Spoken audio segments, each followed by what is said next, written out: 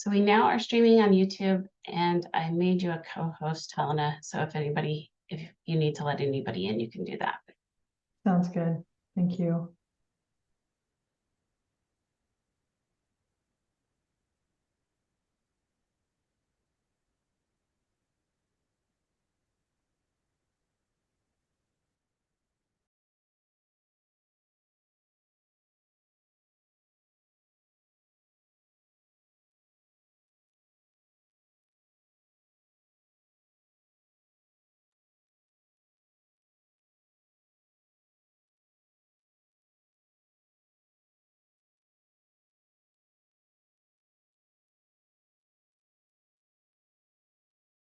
Good morning to those of you that have just joined us. We will give it a few more minutes to let everybody else join, if that's okay. Great. How are you doing today? Good. How are you, Ketha? I'm doing pretty well. Doing pretty well. It's a beautiful, beautiful day. Yay. It really, really is. I think the last couple of weeks of cloudy and rainy was just like, I'm not ready for winter. Stop it. I Thank you know. for the rain now. Could we have some sun? It's a good balance. I think a lot of the later bloomed harvesting appreciates that. A little bit of rain, but then the sun has come back to help things kind of bloom the last. My raspberries are loving it. Let's say that. My blackberries have been amazing. All, I mean, Good. just they've been going and going and going. I can't even pick anymore because the Oh, that's freezer's wonderful. full. That's really good. So you've had like third, fourth picking. You're probably on a fourth picking. That's great.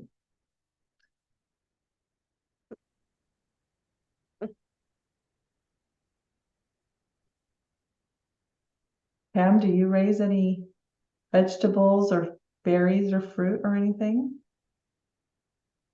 I do love blueberries and tomatoes. Yeah, got some good tomatoes and cucumbers this year. How about you, Elena? Yes, I have a blueberry patch that I'm super proud of that has done very, very well. Same thing as Ketha's blackberries. They've just continued to give abundance of berries, and they've been really sweet and huge. Probably the best season yet. And a small garden, so my tomatoes just keep coming through, and I'm so happy. I keep picking them when they're just like sun-kissed, and I put them in a brown paper bag so they finish off that way. And that's been wonderful because it just allows for the energy to go back to the other ones. So that's been kind of a newer thing that I've been doing this year. My bell peppers, not so much. They didn't do well, but I know their farmers market, there's a lot of very successful people selling their abundance. So I'm happy to go and get them there. Yay. Scott, where are the best blackberries in the South Valley right now? Just kidding. Do they let you out of the office these days? I was going to say at the edge of any greenway, that's how you can tell that it's a greenway. That's our marker. Nice, nice. I just discovered these very tiny plums this year. They're near the Laurelwood Golf Course area, which it turns out is publicly owned and dog friendly. So yeah. And yeah, there's some couple trees going off. And they're purple plums, right? There are those as well, but these are some of them are ripe when they're yellow into like a bright red. Oh, very nice. Turn them into a crisp with some peaches. The best. Up at the top of Dillard Road, as you approach the Ridgeline Trail there in Eugene, is a grove of Italian plums out in this just meadow, and they are over the top amazing. You know, with the really yellow inside and the purple outside. Yeah. They're so good. And they're pretty durable. Yeah. Yeah. Oh, go ahead. No, you're fine, Pam. Go ahead. Yeah, no, I love those. I actually made plum wine for like 5 years in a row, primarily from those Italian plums when I had a tree in my yard. Excellent. Plum wine. I just froze a batch because I'm like, come fall time, I'm gonna have busy canning season. Okay, it's getting me really hungry because I'm thinking of like, all this great fresh food that could be made with all these great berries and fruits. So, all right. So I think I'll go ahead and get started. And if anybody joins the last minute, they'll just, help us pick up where we left off. Thank you for being here today. I'm Helena Kesh, and I am going to start the third and final Rule Advisory Committee meeting, going over the general park area rules. And this meeting is from 10 till noon, but I don't know that we will need the full 2 hours. We'll see how it goes. We plan to pick up where we left off, and a couple sections left of the draft rule that we will discuss.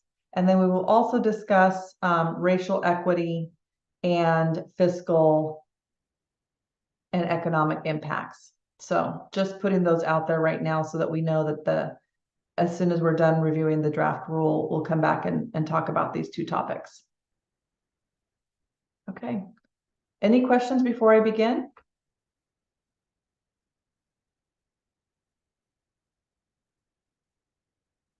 All right. Can everyone see the draft rule here that says overnight use? Great. Thank you, Ketha. Okay, so this is where we left off a few weeks ago. We were talking about overnight use, and we came through this section and we stopped at section number 6, talking about a park employee may authorize more than one vehicle to occupy an individual campsite, subject to the OAR 736 Division 15. But individual campsites shall not be occupied by more than one recreational vehicle at the same time, unless authorized by the park manager. Now, Scott, is there any concern about how this is languaged, or is this sufficient? We did talk about maybe defining the definition of recreational vehicle is how it lists rec vehicles. Hang on, sorry, I'm reading it.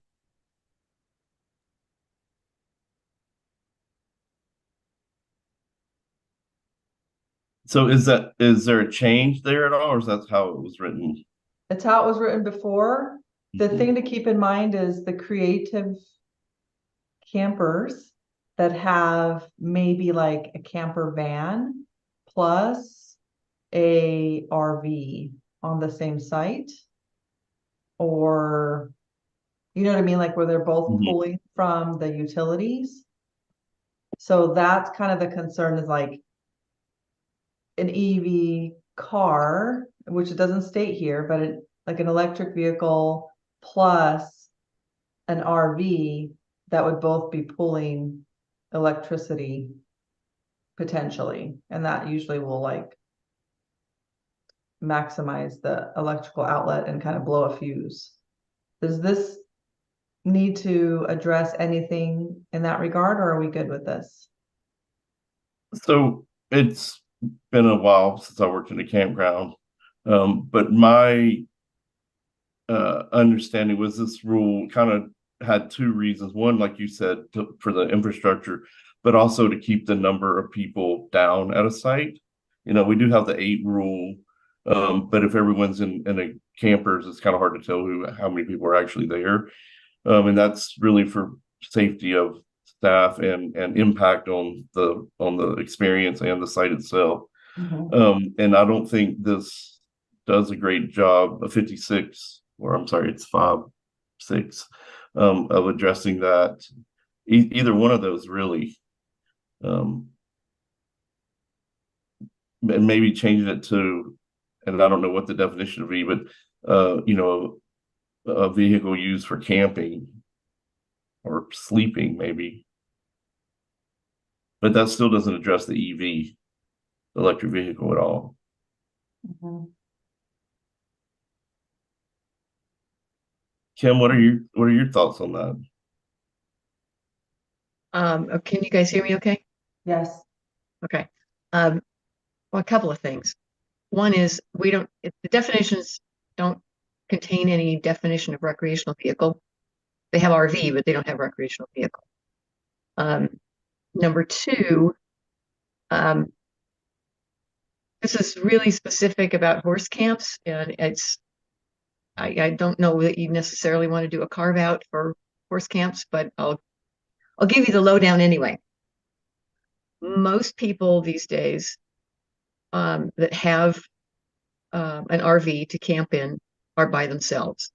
You've got horse camps all over the place with 4 sites for 4 horses, and you have space for 2 recreational vehicles, but there's one person in each one, and we can't share campsites because of this rule. What we'd like to do is put 2 horses in the 4-horse corral and 2 vehicles in the site. There isn't, except at Stubb Stewart, there are no campsites in the state that have RV or have hookups for horse trailers. I mean, in the horse camps, there's no electrical hookups. So that concern isn't really an issue in a horse camp.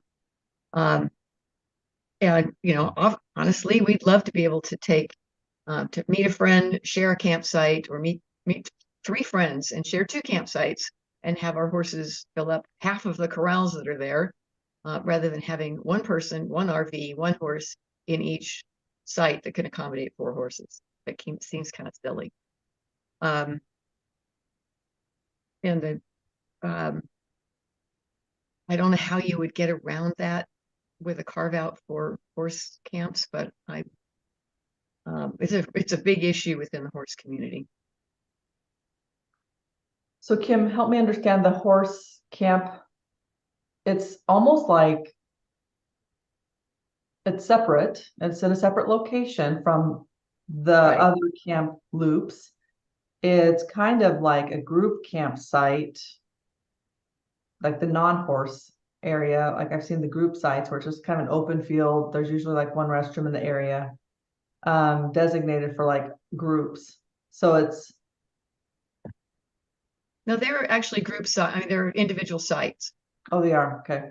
Yeah, like Fuller's Beach would have 1 restroom, 8 campsites, room for 2 vehicles at each site, except I think one of them doesn't have room for two vehicles. But you can only put 1 in each one. So each one of us, I'm going down to Bullard's next weekend with 3 friends, and we have 4 campsites taking up 16 corrals, and there are only 4 of us and 4 horses. There's no power there. There's no, and we're all self-contained, so we're not using the restroom facilities and all that stuff. So it just seems kind of silly. And you really only need 2 corrals if you're sharing. If you like you suggested 2 horses per corral, right? Yeah, the corrals it's a 4-plex usually. Occasionally there are campsites that just have a 2-plex, but usually it's a 4-plex. So you've got 1 horse in 4, in a space that can accommodate 4, and 1 RV in a space that can accommodate 2, and 1 person in each campsite. Really good scenario to consider here. Now at Stubb Stewart, there are 2, there's room for 2 campers at each site, but there are electrical hookups. So I can see where that might be, a separate issue completely. Mm-hmm. I think with the limited number of horse camps that we have, that could be resolved, at the park level with signage. You maybe having conversations with the manager there to resolve that. Being able to park more than 1 trailer or vehicle in the horse camp. That'd be great. Yeah. But Scott, doesn't it seem like that would be a lot of infrastructure for people to be bringing to a park without like assurances. I mean, I'm sure Kim and her friends are all, planners and they're bringing a very large animal, um, they can't just go anywhere. I mean, I do, yeah, I just wonder if there's a way we can, tuck a little section in that addresses it, but not to say that local park use isn't good. Although it And would I was also, gonna say, I do Go agree with you. I personally wouldn't. I would do the call in advance personally, just to make sure. I wouldn't want to drive all the way to Bullard's and that not be available. Right. And we're happy to pay the extra vehicle fee.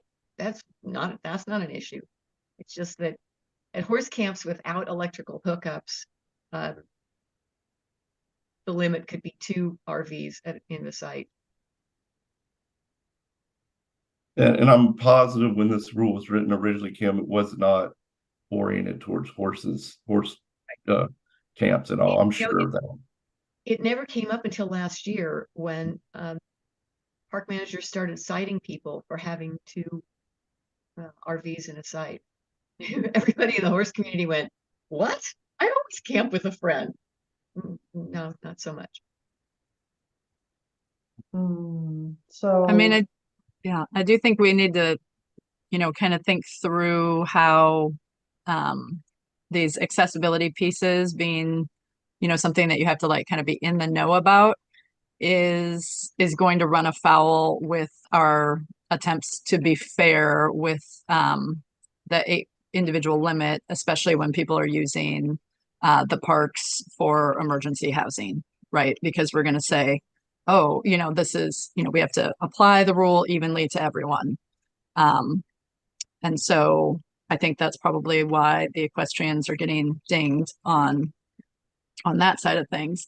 But if the solution is, you're good at research and you're confident that you can talk to the park manager and they'll believe you in advance and you can make arrangements for special permission. I I think that is, the same thing. Those are equal problems, I guess. Does the park manager at Bullard's Beach want to get 8 phone calls a week? Hey, Probably not. I want to come and park with my buddy.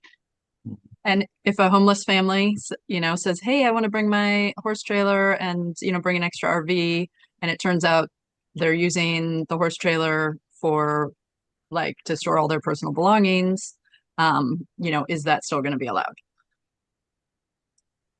So that's where like the uses, if it's, I think that it makes a lot of sense to say like, okay, we've got,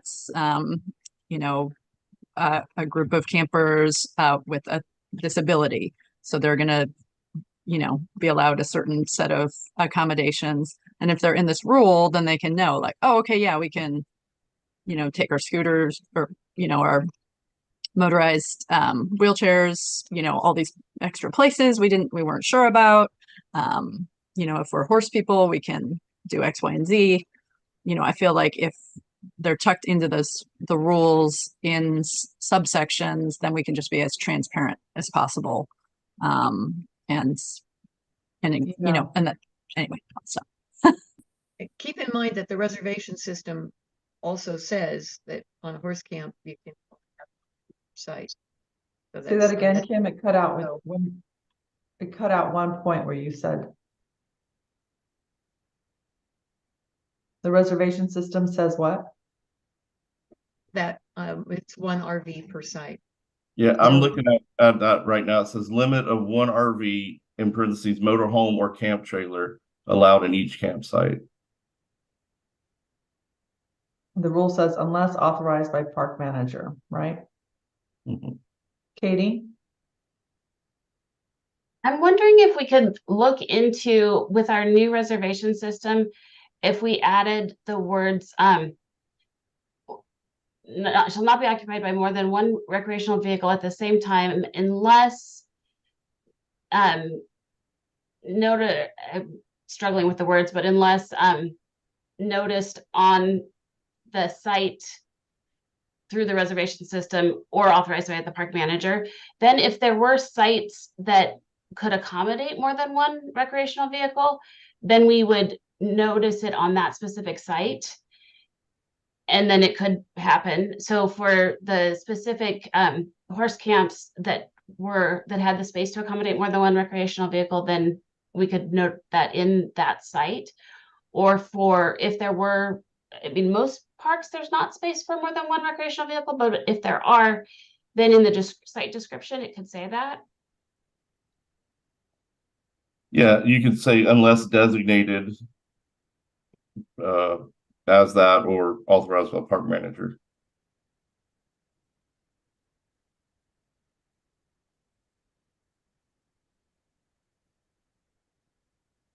Okay. So, Does that help? Do you think, Kim, does that help address the concern? Yeah, as long as the reservation system makes that designation appropriately, yeah, that would definitely help. yeah, because I think like to Pam's point, the same is true for accommodating accessibility, because sometimes there could be multiple vehicles. And usually these are all done at a park manager, park site by site situation. But like you said, sometimes it doesn't happen and you're there and you're like, when did this change? And so you want to make sure you can plan accordingly. So if it's listed clearly on the new recreational website, then it would be clear. And it's And more you- about site capacity and It really space and electric load and things like that. Mhm. And in some of the horse camps, there isn't room at a particular site for 2 vehicles, but in others there are. So if it would be great to know in advance, oh yeah, site 10 can accommodate 2 vehicles, site 7, not so much. So do we need to add anything to designated, like unless designated on the What about website? if it said unless otherwise designated?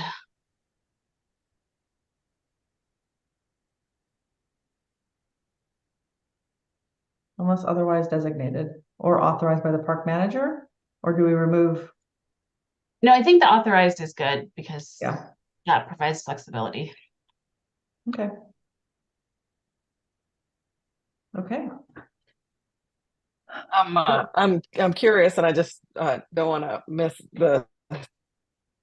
So we'll need the definition of what a recreational vehicle is, but I also want to just make sure to check to see if the infrastructure question is answered, and in particular around electric draw or whatnot.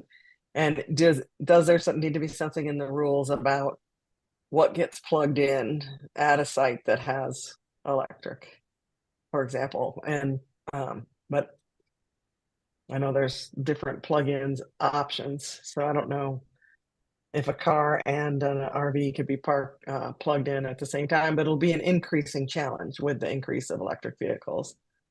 So, Point.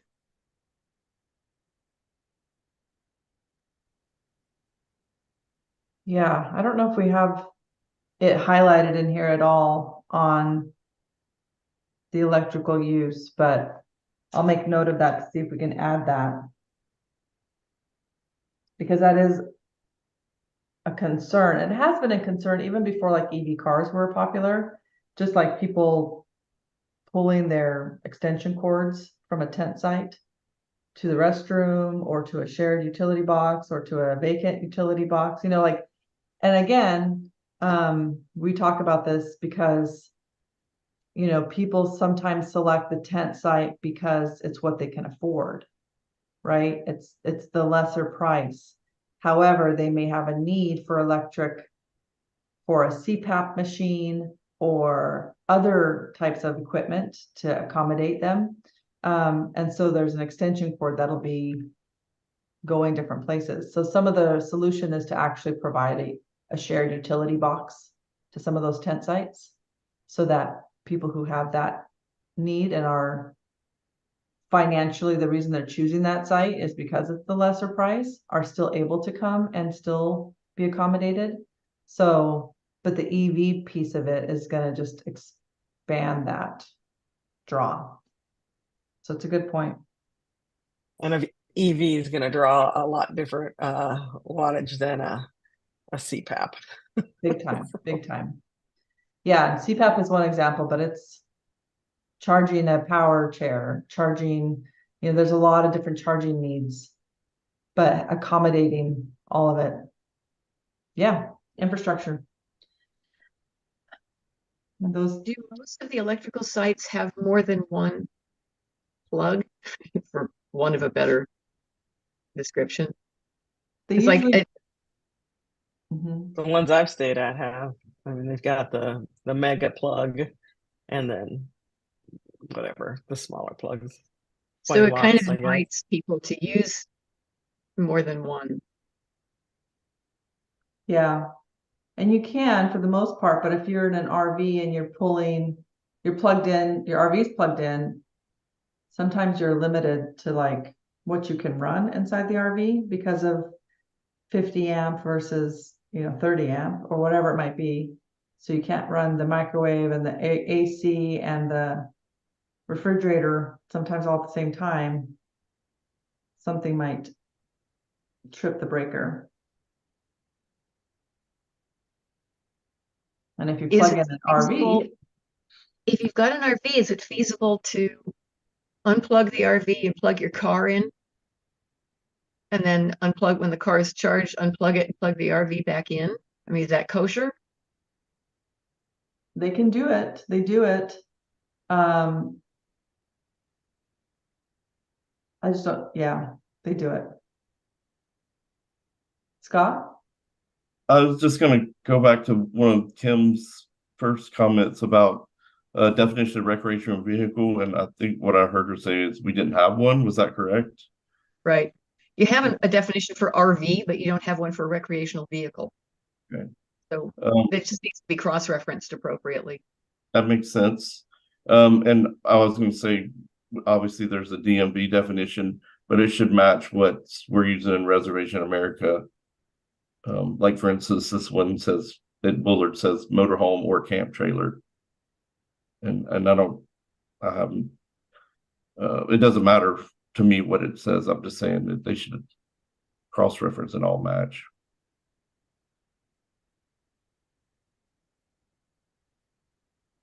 Sounds good.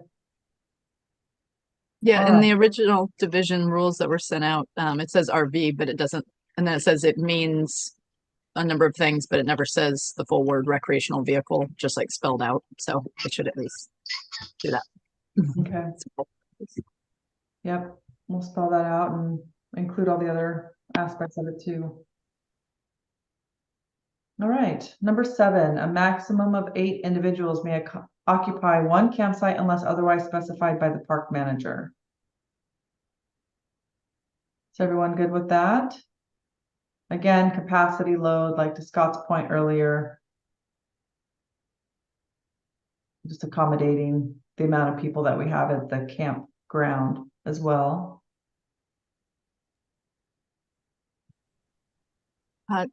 Yeah. Just real quick on the infrastructure piece, did we resolve that? And is that like a camp level thing that can be resolved as well? I mean, to me, whether or not someone can draw over a certain threshold of power has to be the park manager's decision, because of how power works.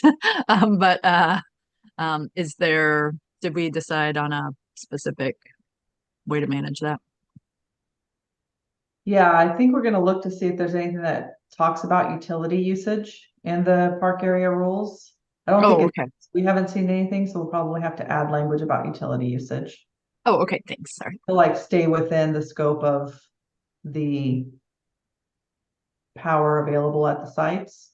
Something like that. If it's a 30 amp site, you should Oh, only I see. That's what you meant. 30 Okay. amp, 50 amp site, only draw up to 50 amp without being prescriptive on what that is. I think there's some of that too, like to the point earlier about can someone unplug their RV and then plug in their car? Sure. Like if that's a solution. I mean, that's a solution that you could just overnight or whatever, plug in your electric car because you're sleeping in the RV and you don't need anything running at the time, perhaps. So we'll just have to like call out the utility usage in a separate section here. Okay, thanks. Because that's a big deal for us. So 8 individuals, okay? Sounds good. Number 8, quiet As long hours. as they're not my neighbor. It's a lot of people. Yes. Quiet hours at park property campgrounds are 10 p.m. to 7 a.m. and a person may not make, cause, or allow to be made loud noise in a manner that disturbs or may disturb park visitors during these times. Are we good with quiet hours? 10 to 7. Number 9, campsites must be occupied the first night after any belongings are left in the site and must remain occupied each night during the entire length of stay, unless other arrangements have been made with the park manager or designated park employee. If a person has failed to pay camping rental rates for 2 consecutive days or has exceeded the length of stay time limit, the department may have all possessions removed from the campsite at the owner's expense. The department will not be responsible for any loss or damage to possessions.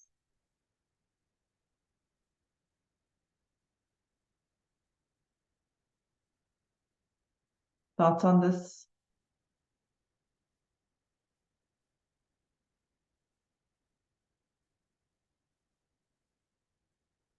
Questions? Could see Scott thinking maybe he's talking, but I can't hear him. I'm thinking, should I even say anything? Is what I'm thinking. And I have actually talked to no one about this, but I'll just relay an experience I had last summer at Waldo Lake. You know, obviously not a state park campsite. We went up there. It's really hard to get into post mosquito season. It's almost always sold out. And I found like a Tuesday night or something and went up there. And because I had a slot and I got to the park, everything was sold out. We were the only one night available. I took off work just to go specifically for that. And I get there and the campground is deserted. I could have camped almost anywhere I wanted because it was the middle of the week. And what people had done, I believe, is rented like two-week slots, their maximum. And then they came up there whenever they had a moment to come up there. You could find time or they could fit it into their window. It was like eerie how deserted it was, but every site had a yellow reserve. And so they probably have a similar rule, the first night being occupied, but it felt, I kind of felt like, I don't know, I kind of cheated out of extra vacation time because I could have just camped anywhere because they were all empty. Almost all of them were empty. I think there was probably like 5 sites occupied. But it really was kind of, you know, those were the people that were there 6 months ahead of time, ready to go at midnight to reserve their site. But yeah, I didn't really like the way it felt.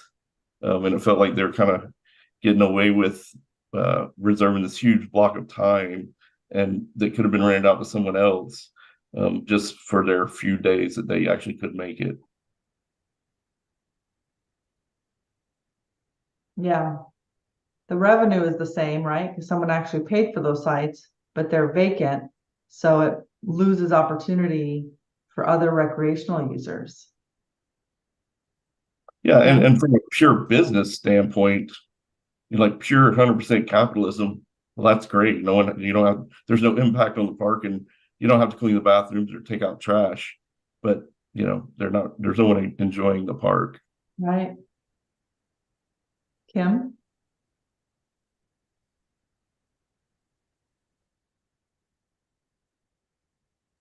Can you hear me? Yep. Sorry, I'm on a tablet and I can't tell whether this is muted or not. I'm wondering about the term, the length of stay time limit. If I read that, I wouldn't really know where to go to find that length of stay time limit.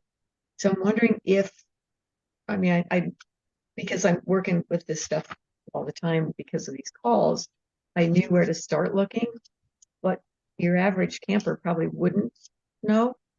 And it's posted on the kiosk where you would pay your fees and stuff if you hadn't already done that, I suppose. But I just wonder if there is something that we ought to, where we ought to refer people back to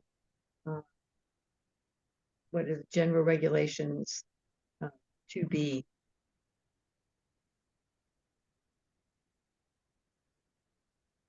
It's you want the number? Mm-hmm. 736-010-0020. 0120. Yes, okay, 736-010-0020. And we're going to talk about stay limits at the tail end because we want to make sure we circle back to like, what do we want to propose? 10 days, 14 days. We had that presentation from Caleb. So we'll come back to that, but I think that's good that we just refer it back to the section in this rule. I'll probably just say section and then the letter that it is under. Right. Since it's the same rule. But yeah, that's good. I think we need to refer back to it so people know where to find that actual time limit. Keta? Does this also need to refer to the option of canceling campsites that aren't occupied? Canceling reservations if they're reserved and they're not occupied, so people don't lose out. So it's not an empty. Yeah, it gives everybody an opportunity. Yeah, because I don't see any language in the rest of this rule that talks about your site will be canceled if you do not occupy it by X set. And it And what should is? Sorry, go ahead. No, it should be. Your reservation should be canceled if you don't occupy it, in my humble opinion. I think that rule is in the reservation rule, not in this rule. Can we reference it in here or should we Yeah. not? Is that a duplication or? I think the consequence, knowing a consequence in a section is helpful. What are the consequences? For this part, I mean, I feel like when we had the larger group I heard that some of the park managers feel a lot of personal security risk in their daily job. So I just wonder if we want to keep that in mind and maybe consider like a fine or something to that extent. Like if we don't see any evidence of you in the campsite, there's a $40, $75 fine or something like that associated, as opposed to losing the site, which would put a lot of pressure on the park manager to then go confront people, tell them to move their stuff, have a whole conversation. It would also introduce the other campers or interested campers in lobbying them to get people's stuff out of sites. And I just think that is a huge body of work that we would be placing on people who might feel at risk in those situations. Good point. Scott? Well, thanks, Pam, for taking up for us. But I would say, again, I haven't worked at a campground in a while, but my experience is a lot of people will say, I'll just pay the $40. And that's part of the camping cost. I'm not going to, where losing out on their, week-long vacation is much harder to eat than $40. So it kind of a bigger bat, for lack of a better way to, it's a bigger threat to actually lose out on the vacation or the camping site than it is for $40. Yeah, and maybe a penalty for future reservations or something. I guess, what would be the proposal that wouldn't I mean, say like the site that you were describing, you know, how would you, you know, say you've got a lot of people coming through at like 7, you know, between 4 and 7 in the evening, and then they're like pointing out sites that have stuff in them, and they're like, see, these people aren't here. See, you know, I need you to get me this site. I mean, A, the person might not even come back that night. So how do you get them the site? And then B, that's like 5 follow-ups, right? But potentially large sites. I guess I am thinking of Shadow Bay. I've spent a lot of time there, and it's far. And I see those camp hosts that are private is the ones that I've seen are really busy, and they're way in over their heads with a separate reservation thing. But I was more thinking of like the women park rangers that, you know, it sounds like get to be in a fun situation in remote places. I'll stop. You know lots more than I do. There's also an issue if someone makes a reservation for, say, a long weekend and they find out they can't go. By the time you have paid the reservation fee, the cancellation fee, and a first night fee, you get back $6. So it's like, why bother to cancel it? I cancel it because then somebody else can have my space, but not everybody wants to go to that effort, and there's no consequence. So you get to a camp and some of the sites, you know, a third of the sites are unoccupied because people's plans change. Mm-hmm. Mm-hmm.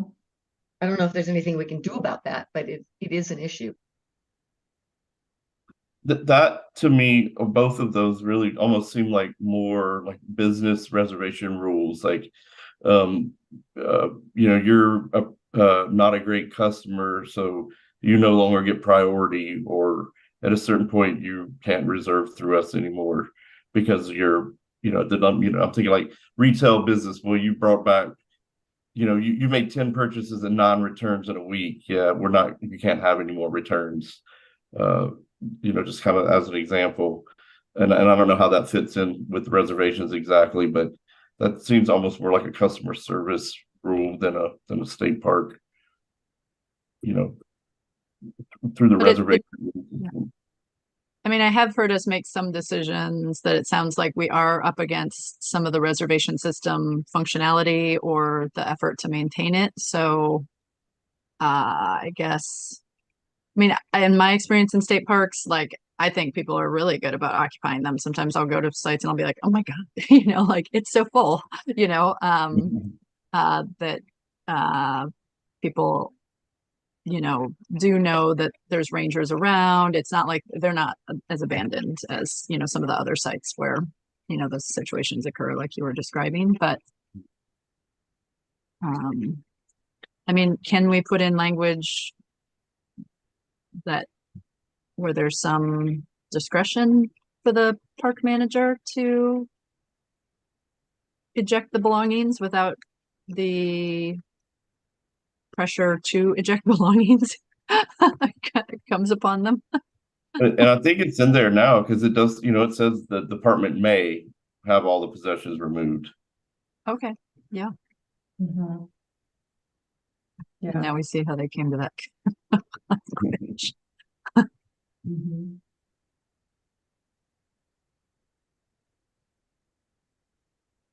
Yeah, so I'll double check and see what the reservation rule states and see if we can either refer to it here if it satisfies kind of what we're thinking that the consequence is. So to get this point, like I want to know what the consequence is if I don't follow through with this. So I can reference it here like we are saying over here at length of stay to that point. Because yeah, we want to circumvent this too. We want to make sure that people aren't blocking a length of stay, that they're not actually occupying the site, because we want people to have access to sites. That is a big concern for the general public, is just having access to something before everybody books it. So are we achieving that goal by saying that the campsites must be occupied just the first night? Because I feel like the you know, like we've talked about these 2-week blocks, like those are, you know, the campsites must be occupied, you know, the first night and every other site, every other night after that, or something to that extent, just to signal, I don't know. That was, you know, But, maybe it should just say the entire reservation instead well, of, that's implied. Yeah. Okay. yeah. Yeah, that is implied. Yeah, because it says Yeah. occupy the first night after belongings are dropped off, basically, and then every night afterwards. Right. That makes a lot more sense. I feel like that was implied, but Yeah. yeah. What? It was, I feel like it was written in two parts, maybe over the years. Like they added the drop off stuff later to fix something. But yeah, maybe just simplify by putting every night, and then with the and it says it in there. The arrangements. Yeah, you can always call if something happens. You have a flat tire, you get in a wreck, or you don't get on the road because of whatever issues. That we could make exceptions when it's appropriate. Okay, great. I think that. So can I clarify, campsites must be occupied every night after any belongings are left in the site, or just occupied every night? Like, what if you don't make it there, like you said there, Scott, and this person was supposed to be there on Friday and they can't make it till Saturday. They haven't brought anything yet. Are we going to hold that site Friday for them? Well, I don't know what that actual reservation receipt would say, but I definitely know it has a phone number on there to call. So each night of the reservation. I don't think we should. I think it's confusing the situation to talk about putting belongings there. I mean, we're actually telling people that they are welcome to imply that the site is occupied.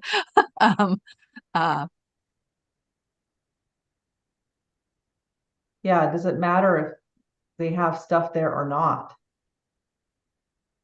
I'm not hearing that it does. I mean, I think that's more on the consequence side. So maybe each night like belongings left to infer use that doesn't incur, maybe removed by, blah, blah, blah. Yeah, I think like the possessions. Yeah, this might be a total separate thing, right? I have a couple of thoughts to throw out here. One is Forest Service will hold your reservation until noon the following day, Right. which gives you the time to get there the next day or talk to the park manager and just say, hey, we're on our way. We had a flat tire. We can't, that's great. But so anyway, that's what they do. Second thing is, what about people who, campsites have to be occupied each night of the reservation? Okay, that's great, unless it's pouring rain, you've got a 5-day reservation, it's night 2, and you say, I am done, I'm going home. And you pack up all your stuff the next day and go home. Well, you've now violated the rule. You gotta make a phone call to the park manager, or you've got to go online and cancel your reservation. If you don't have cell service, that's challenging. So I think we have to at least consider that that's going to happen. Yeah. And thank you for walking us through why it was written how it was. Thanks. I was actually trying to find a confirmation letter to see what they say. Oh, actually funny. Here's my reservation from Beverly Beach. That's way many years ago. I was just seeing what it said about cancellations.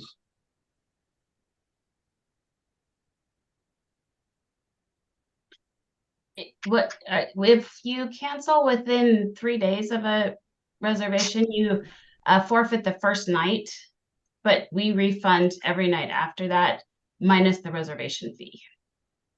Thank you. And if you cancel the day of, or, So if in Kim's example, you would get the remaining nights refunded. refunded.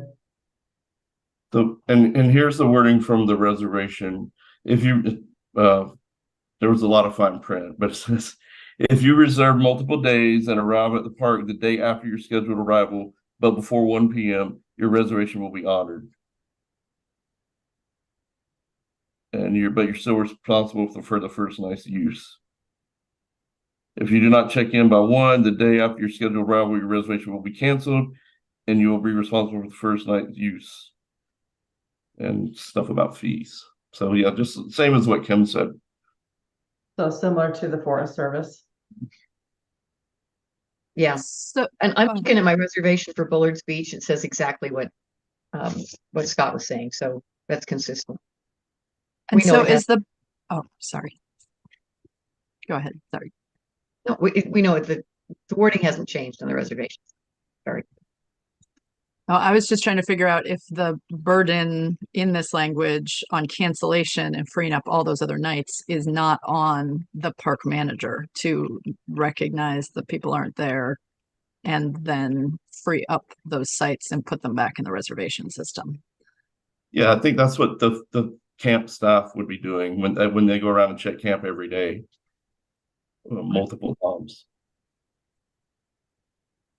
So technically, well, I guess I was gonna ask and see if we need some sort of financial analysis to see if we should change the rules, but I mean, technically, if that is the system, then Parks isn't losing money necessarily on how the system is set up, like right now, because and those sites aren't being locked out I think that, their use.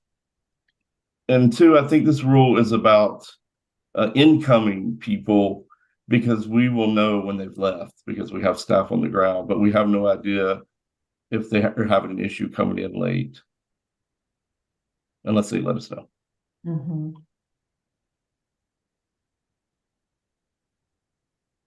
And just to clarify, the OPRD does hold the site until noon the next day under current 1 p.m. rules. 1 p.m. Okay, great. So then, to clear, go ahead, Scott.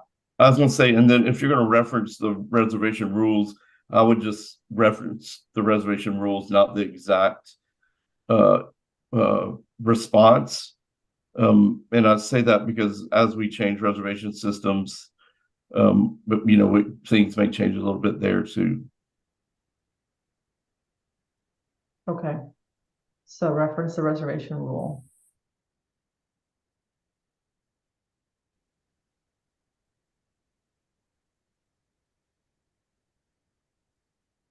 Okay, so campsites must be occupied each night of the reservation unless other arrangements have been made with the park manager or designated park employee.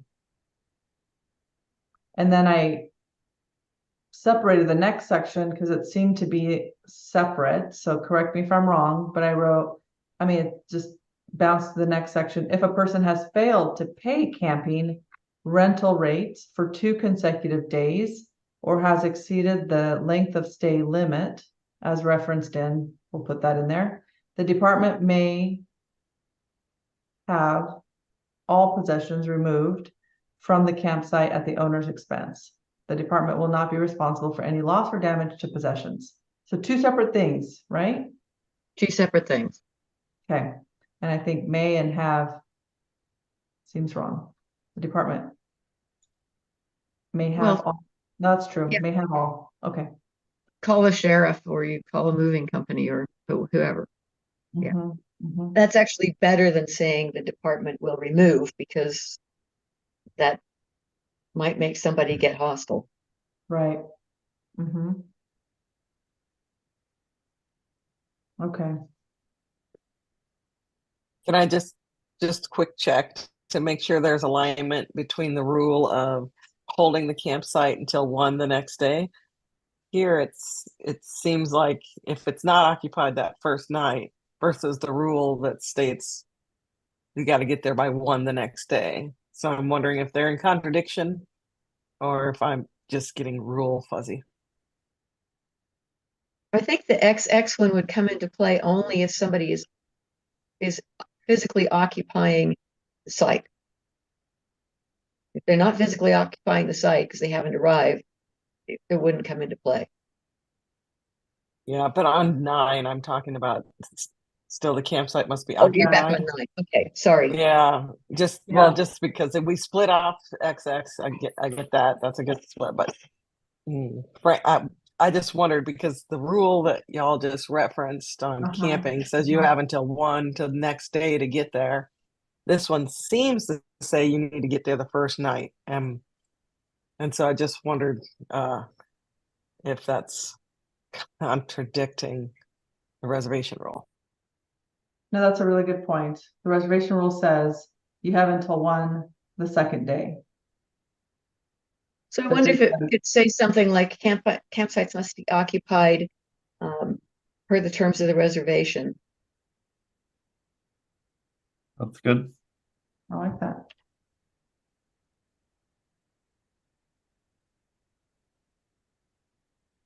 Yeah, does that seems to align with what we were just saying, right, Ketha? Yeah, thanks. Yeah. And I can see the way why they wrote it that way in the first place.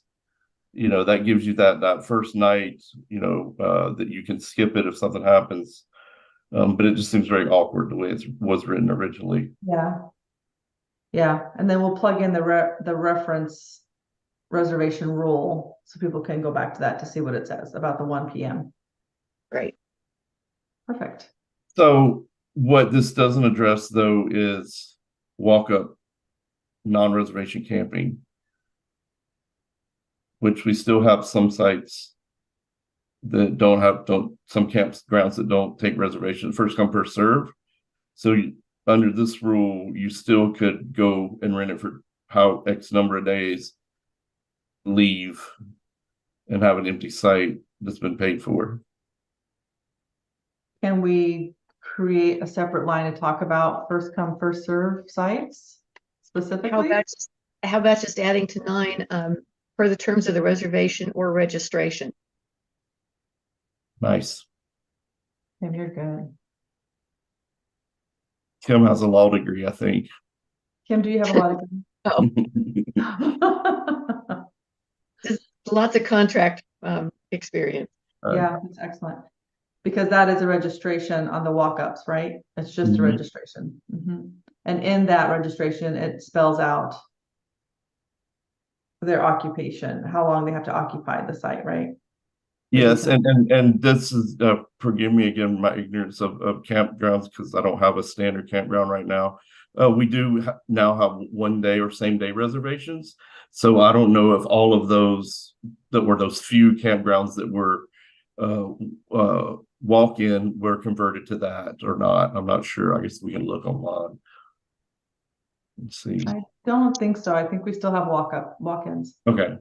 Separate from that. Perfect.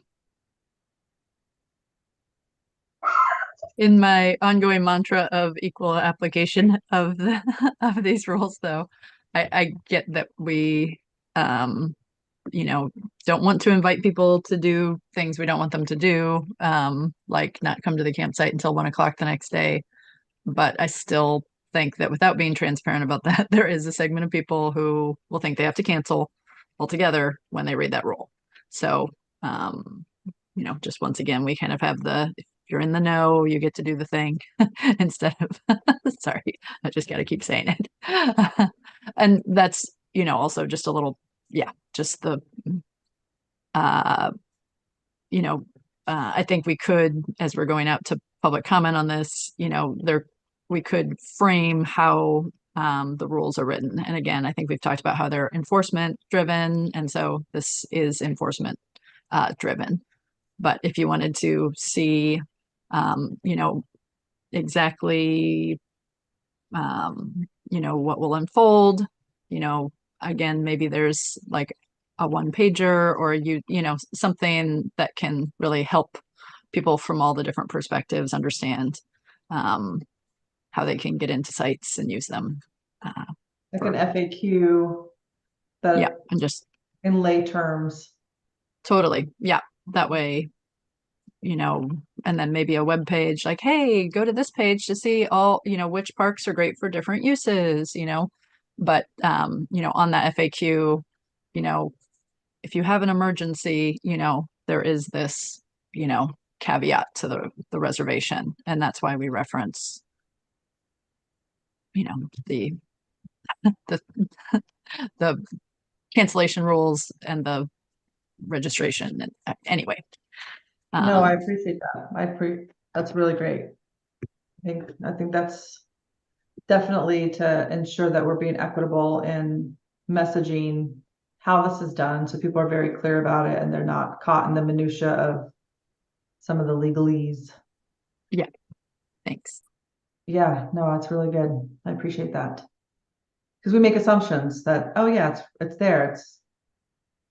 It's clear. It's clear to who, right? So I appreciate your perspective there. Thank you. Okay, so we have 9, and then we separated the next section on the camping rental rates, and the removal at the owner's expense. And the next section is a person must be 18 years of age or older to reserve and register for campsites, cabins, yurts, and other overnight facilities in park areas. So addressing that, meaning we want somebody of adult age. Probably. I would assume this is legal liability. Yeah, my Sure. guess. The next section, the registered camper shall be Funny. present. Oh, go ahead, Scott. Oh no, I just said it's funny. It's like kind of it's what we just changed that other rule to, basically. Oh, this next one. The Mhm. registered camper shall be present Oh, in the campsite each night of the stay, or they shall provide park staff a means of contacting them if they will not be in the campsite overnight. Is it duplication or is it good to leave?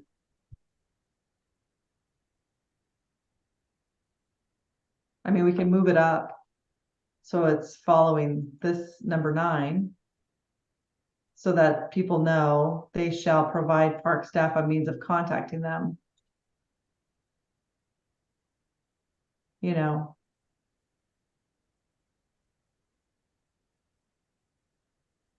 Or combine them. combine them.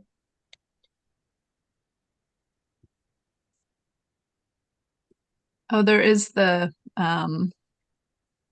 so that does say that the person who registered the campsite has to be present, which is different than the site being used. So, right, your partner gets scheduled for work the first 2 nights of the reservation, and you still want to go camping.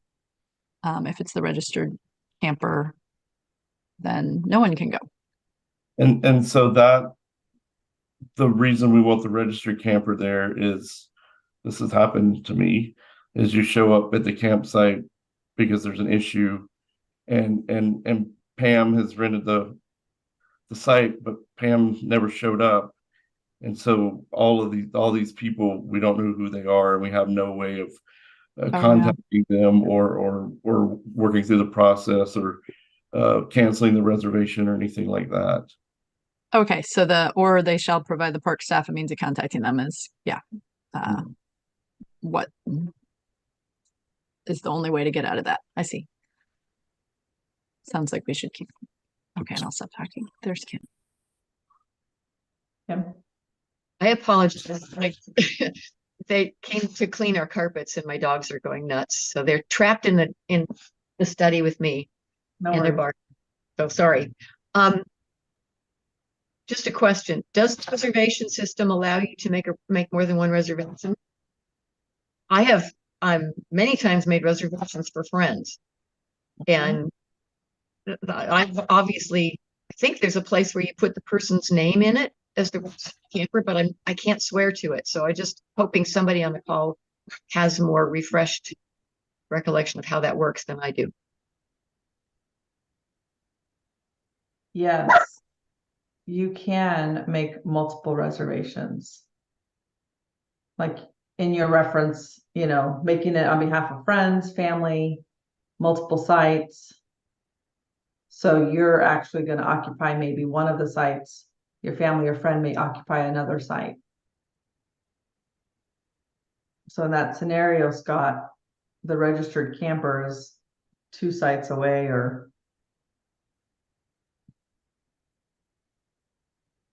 that would still be the person we'd want to talk to, because the registered camper is the one that's signed for everything and is responsible.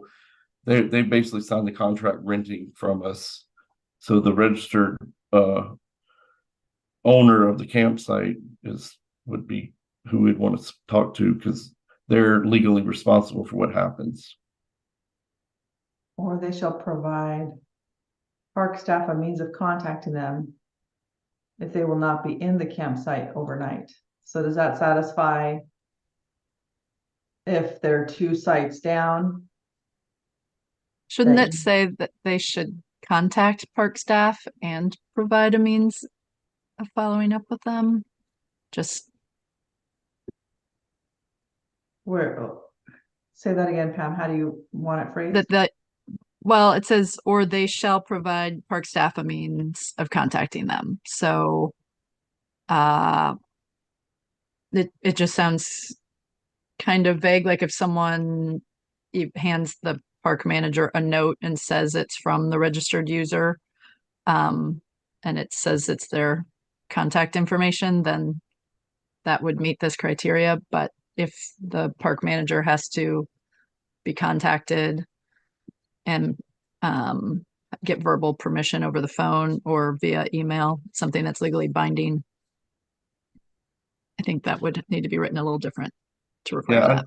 I just think the 2 sentences are really close, or phrases, whatever, to each other. Maybe just wordsmithing them completely to address Pam's concerns and just combine them. They're very similar. They shall contact park staff is all I was, instead of in addition to shall provide means of contacting them.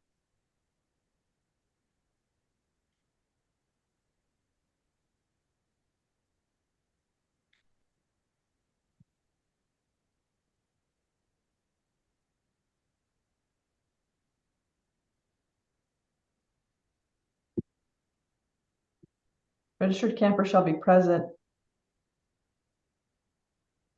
Do we have to say in the campsite or just each night? Each night.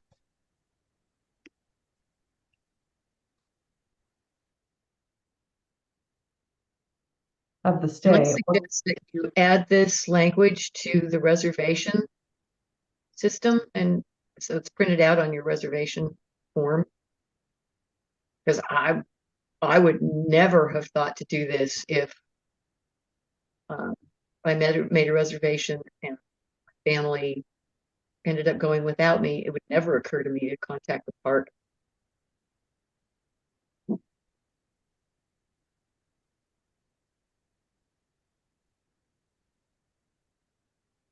Yeah. Yeah, to Scott's point, the registered camper is the one that's responsible for that agreement.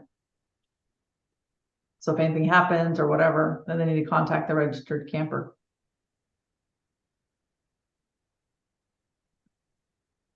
And what if they're not a camper? The person who registered. That's just semantics, but The registrant. the registrant. Well, 'cause, like, I'm just thinking about, you have these outfits that might be renting our sites on behalf of other customers and like subleasing or sub-renting sites. So you have like,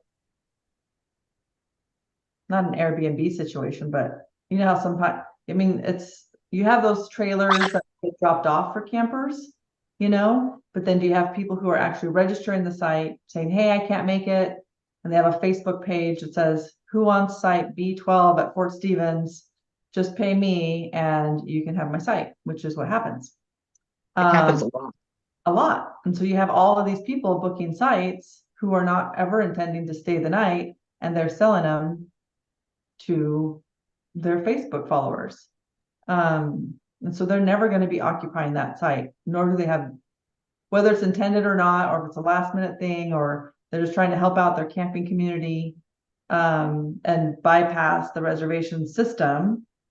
They're saying, you know, if I cancel, I lose $8. If I sublease it to you for the entire amount, then I don't lose that $8 fee. Right? So, And then they take the risk of what happens because they're doing business, they're not camping. right. And that more and more, we might be seeing more of that. Is another thing to consider because of just how things evolve, right? I mean, people And so that's totally legal under all Oregon statutes right now? Just out of curiosity. I had no idea. I don't know if it's legal, but it's not Well, illegal. it's not per our rules because the registered Camper's not there. campsite owner has to be there. Yeah, it's against our rule Okay. But it happens all the time. all the time.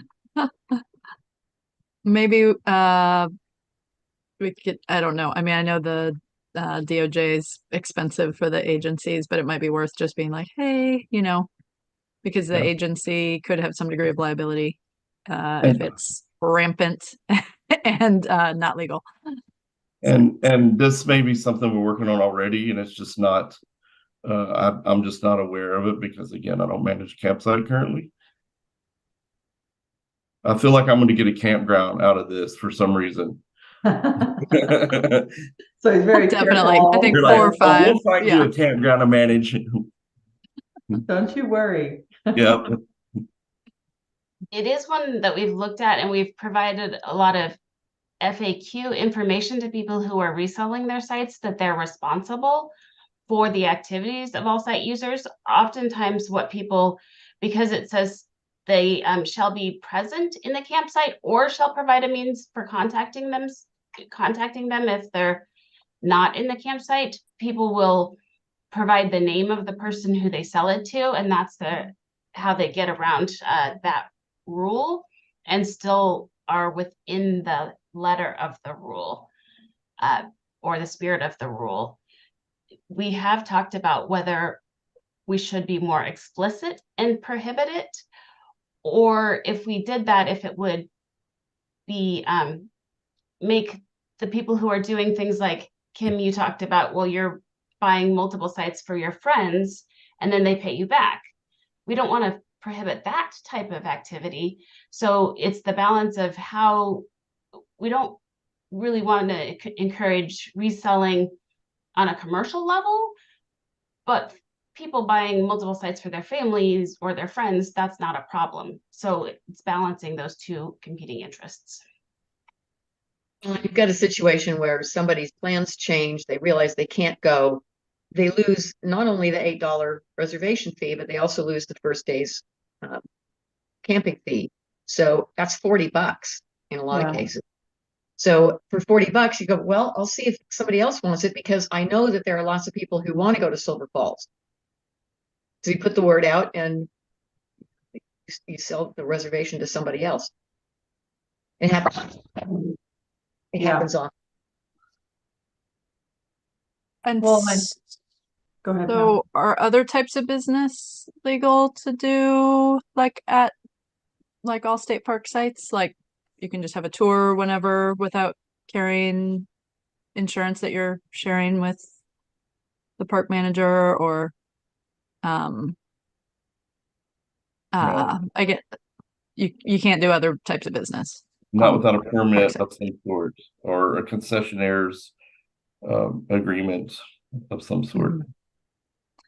Well, just one thought, just because of the complexity of this specific issue, I guess I'm getting a little bit uncomfortable with like, you know, just editing without data, just personally.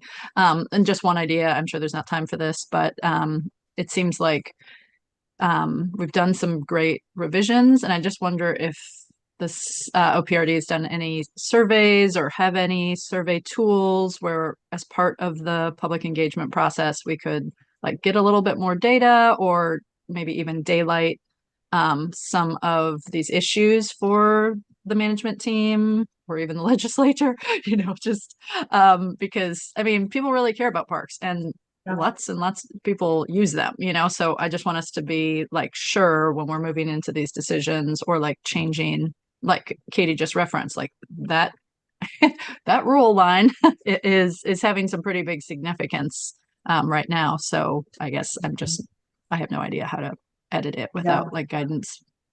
Yeah, there data are or legal. We do have a research person that does surveys on a regular basis and also manages the SCORP, which is a lot of data-driven information on the use of the state park system to support a lot of this information. So again, this will go out to public comment.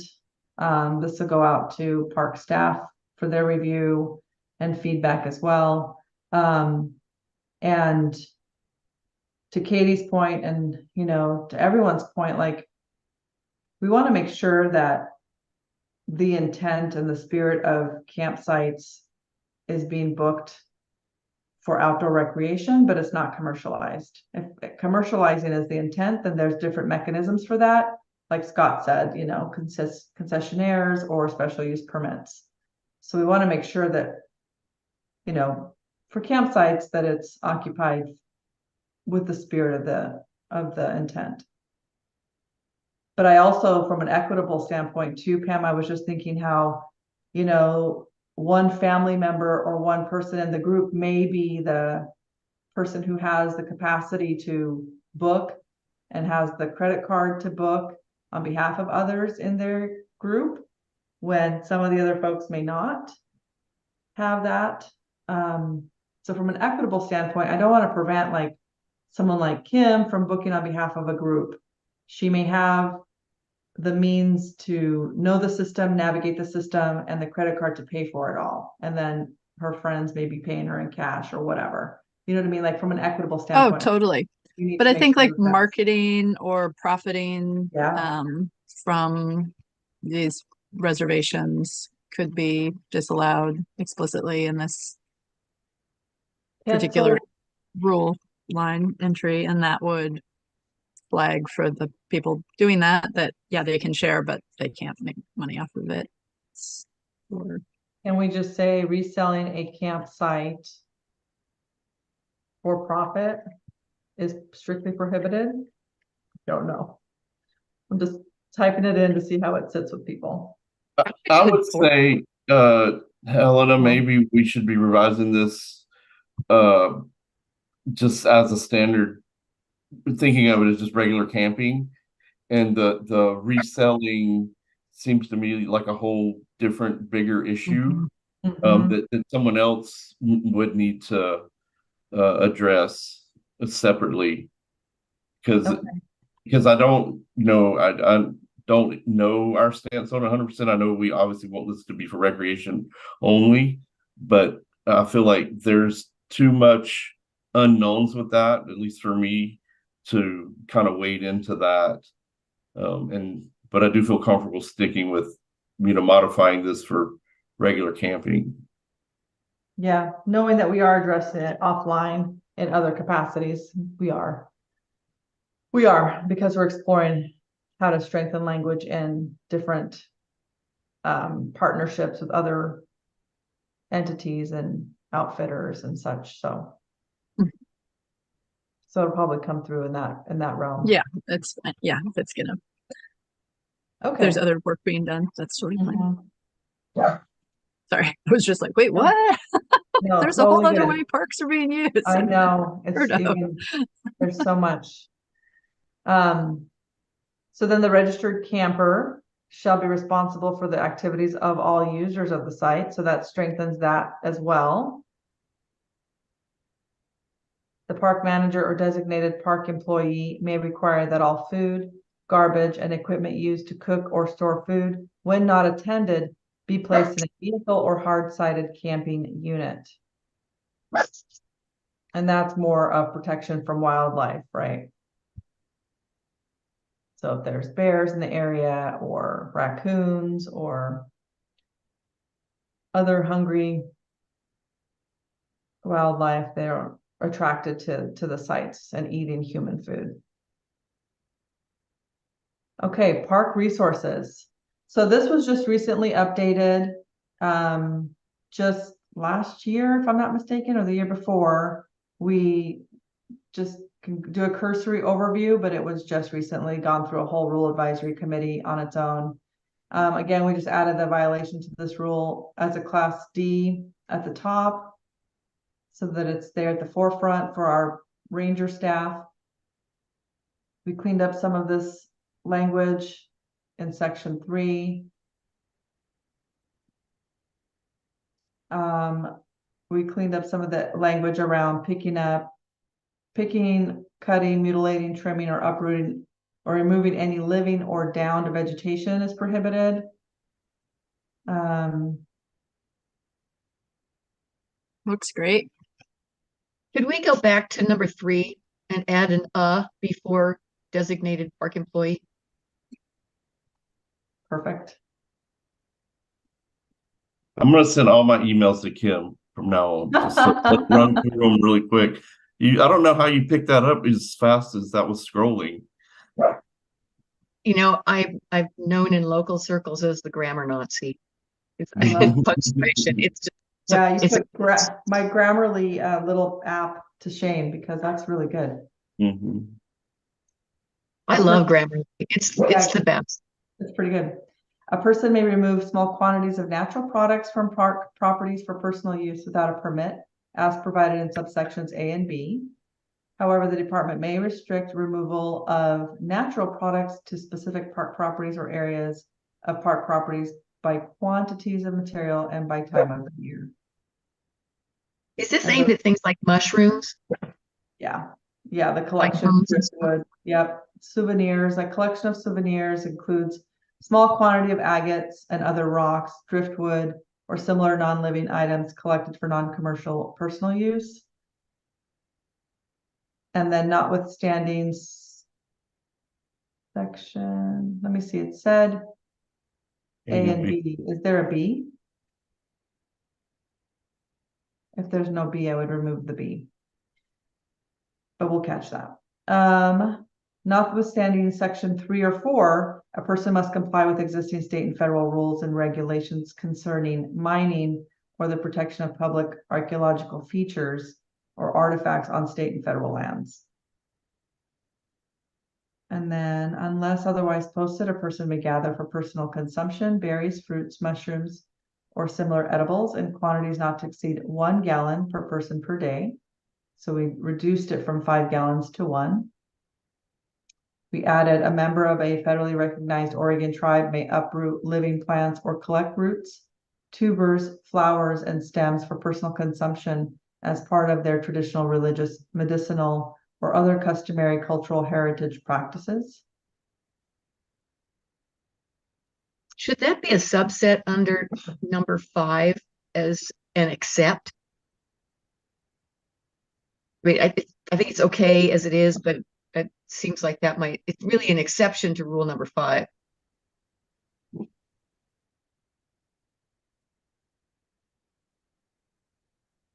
So maybe A instead of a 6. And it would be under 5. Or they have a little a, maybe it's a little a. That would work, although if we don't have a B.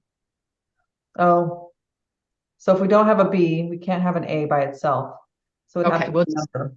Yeah. Okay. Just leave it as a 6 then. Okay.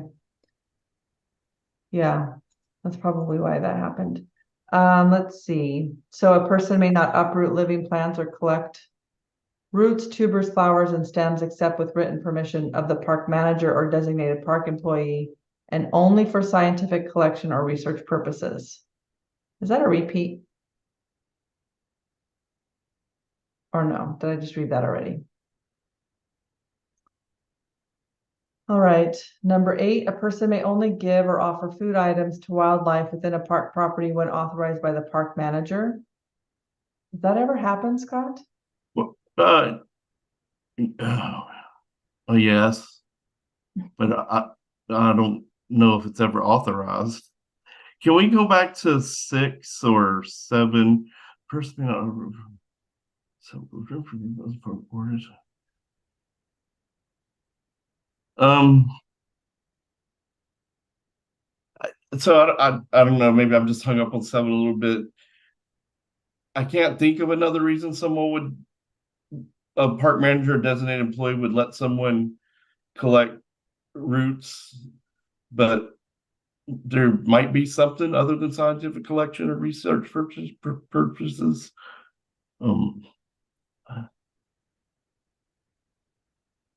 Yeah, it would just be tribal members, Oregon tribal members, unless it's science or research with permission from the park manager.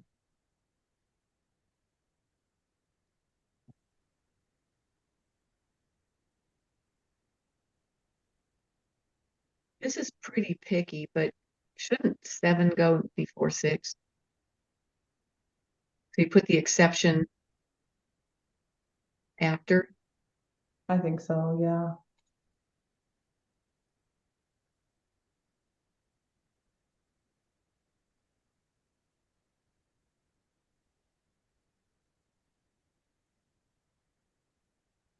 Okay. We go moving on. Okay, so the wildlife piece, hunting is not allowed in any area closed by the director or designee for public safety or park resource protection purposes. The department shall post safety zone signs at primary park entry points. We worked on hunting rules.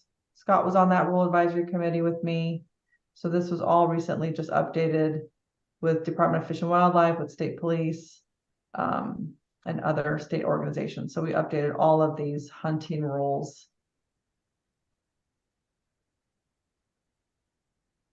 A lot of people didn't know you can hunt in state parks in certain areas. Certain designated areas. Which is almost all of my parts. Yeah. So I'll just bypass some of this hunting rule stuff since it was just recently updated. And these are the This is areas. actually kind of terrifying if you are out using the trails and you ride through an area where hunting is authorized. Just whatever that's worth. I think I called Scott one time and I was like, "Wait, there's someone with a gun in East Hollow Park. Like, I'm not sure I'm feeling safe walking along this." But I was like, "Okay, Greenway, here we go." Yeah. But yeah, I could guess horseback riding, that would be incompatible views. Yeah, because you're in backcountry. Well, even hiking. Yeah. You know, rifle bullets can go like a mile, so you just better hope there is a tree in the way of the trajectory. Yeah.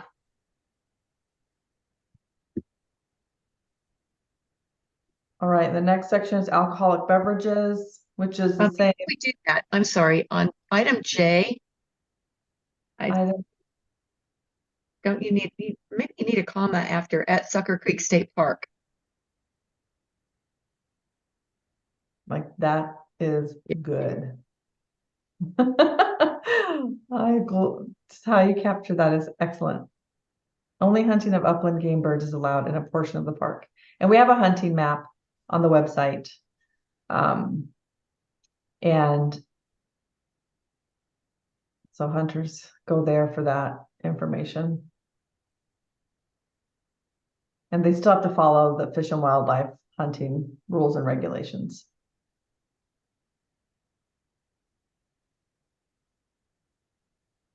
Okay, sorry, we can go on to alcoholic beverages. Okay. So a person under 21 years of age may not possess or use alcoholic beverages at any park property, which is your standard compliance with the law. A person may only possess or use alcoholic. Wait, 1 sec. I'm sorry, Helena. Yeah. The way number 1 is worded, I'll just read it to you the way it's punctuated. Violations to this rule are Class D violation unless otherwise specified, or park resources are damaged, resulting in a Class A violation. Wouldn't you need a comma after damage? Because it just seems like a comma. Where? Which one requires a comma? Unless otherwise specified, or park resources are damaged, comma, resulting in a Class A violation. I see, right here. Yeah. Okay.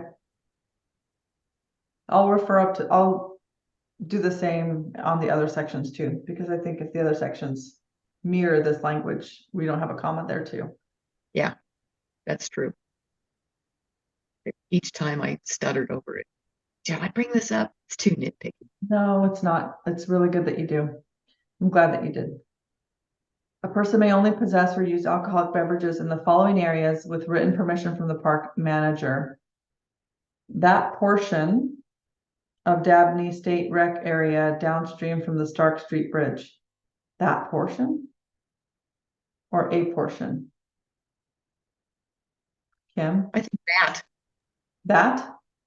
Yeah. Because it refers to that section that's below the Stark Street Bridge. Okay, good.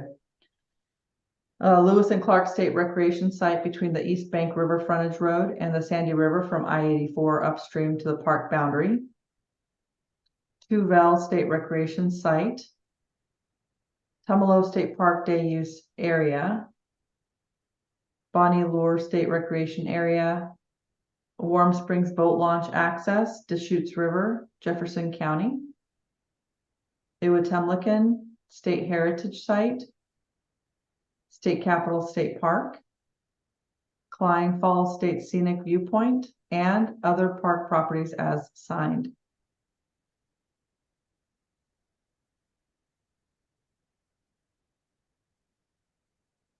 So all other areas people can drink. Right, Scott? Just these specific ones need specific permission. That's correct. Okay. Number 3, a person may not use an Oregon Liquor Control Commission licensed server to dispense any alcoholic beverage, including malt beverages from kegs, without a permit from the park manager. So if you have a bartender with an OLCC license or a business, they need permission. And that's the special use permit probably process, Scott? Yeah, exactly. Yeah. Any questions or thoughts on the alcohol section? Not alcoholic, sorry.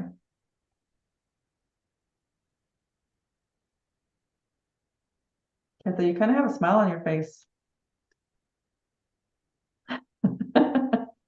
Do any of these in the list allow overnight stays? I don't think these are overnights at all. No. Okay. These are all day Great. use. Cool.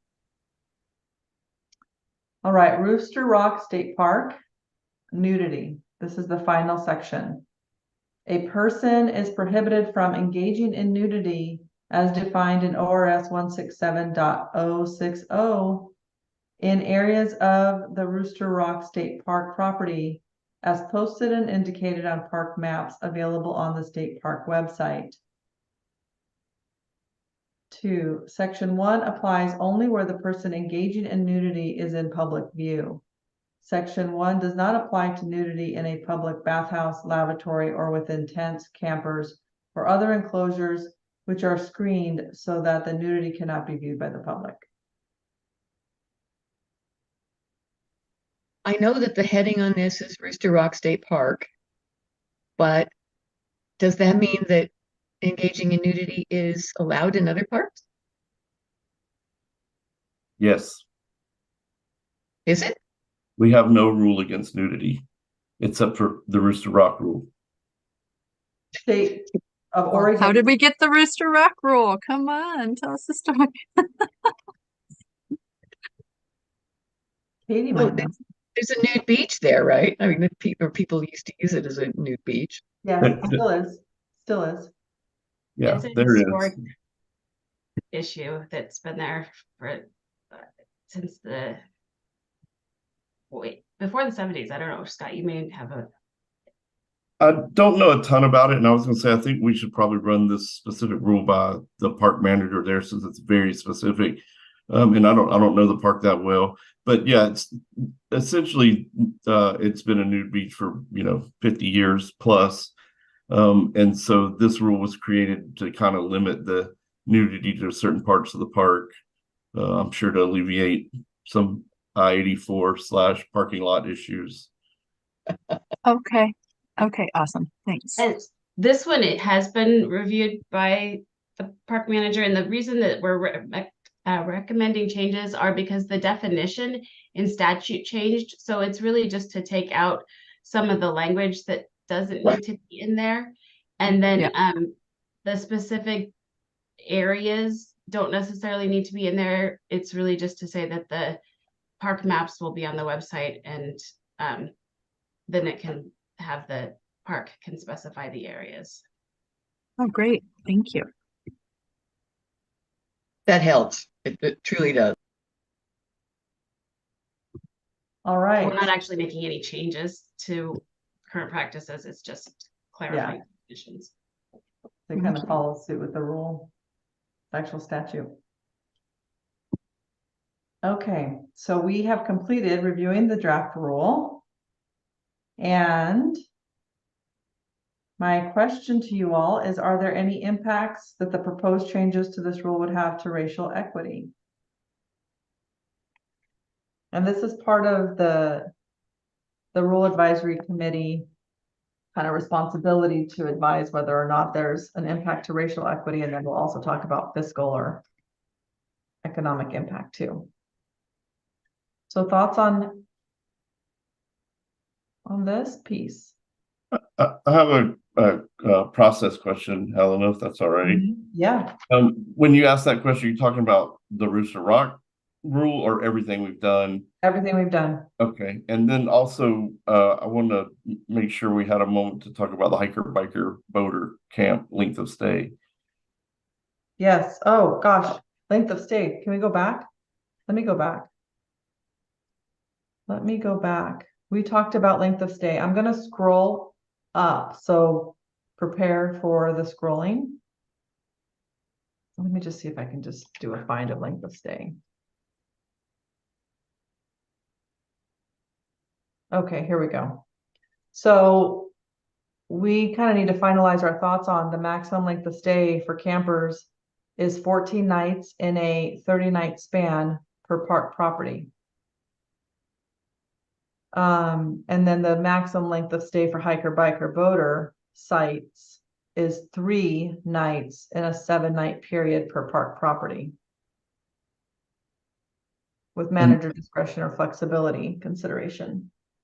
And so some of the feedback I got from coastal managers when I kind of inquired about the change to 2 was that a lot of these hiker, biker, boater sites are more secluded, say, than the regular campground, and they're having people overstay much longer than 3 days who weren't necessarily like backpacking through on the trail or paddling on the trail, and were really kind of hunkering down in these hiker bikers, and they were having a hard time getting people moving, and maybe just bouncing around from site to site in this kind of hidden or more secluded, I guess, than a regular campground. So they were hoping to have it reduced, just to keep it a little bit shorter for people had time to get entrenched, for lack of a better word. So reduce it back to 2 nights then? That's what that was what they were hoping for. Is everybody okay with that based on what Scott just said? Yes. And I think with that manager discretion that we always have, I would say if anyone came forward and said, I have blisters from hiking the Oregon Coast Trail and I need an extra day, most every manager would accommodate that. I'm positive.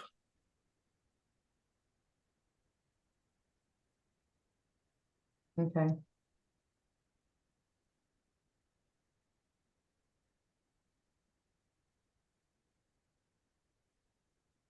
Okay, so something like that, unless approved by park manager. Exactly. Yep. Hopefully that worked. Okay. So 14 nights. Anyone have any thoughts about this after kind of the information that we talked about, what Caleb had presented to us in our first rule advisory committee meeting? Another thing to consider is, is there a way to maybe limit to 10 days between a certain amount of time from, like, say, May 1st through September 30th? So it limits people to 10 days and that would then maybe allow for 14 nights on the shoulder season. So, the hot commodity is summer, right? Summer months in Oregon. So May through September, end of September, limit people to 10 days, and then 14 October 1st through April 30th. Another consideration. Just to clarify, was that the recap of where we left things last time? I just wanted you to Yep. remind us where we left things. Okay, that was it. We Okay, left it. awesome. Mhm. Okay, thanks. That sounds good to me. I'm going to play devil's advocate for a minute. If you limit me to 14 days, I'm going to take my whole 2-week vacation and plunk it down in one camp, and that's great. If you limit it to 10 days, I'm going to take the 2 weekends and the week in between. So effectively, you've made it so that only people who are not working or who are working money shifts are able to camp in those during the weekdays. So you've kind of taken the campsite out of circulation anyway with a 10-night limit.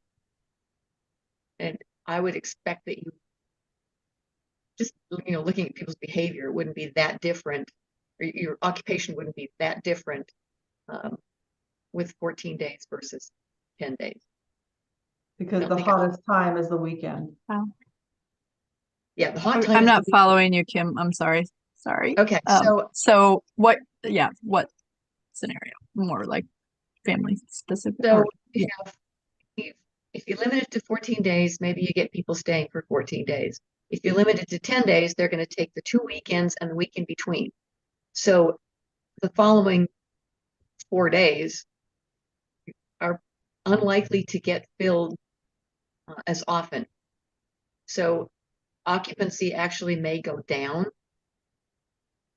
just because people don't want to go camp for 3 days in the middle of the week as often as they want to be there on the weekend.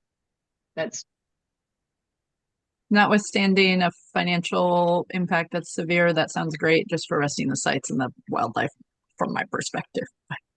well, and there's that. Yeah.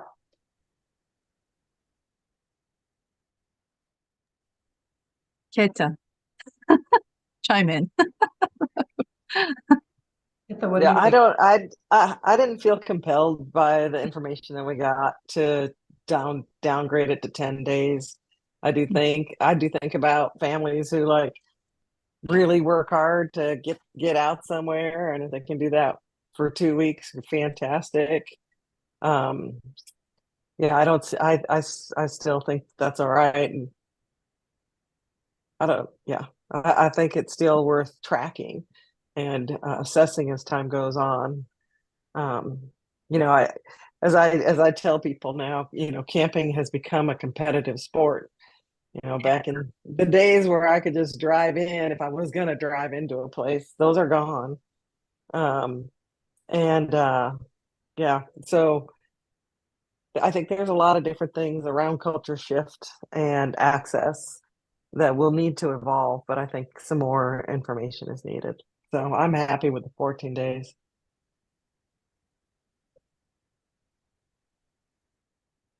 And I'm just looking at the slides. And the limit only opened up 5% of total bookings.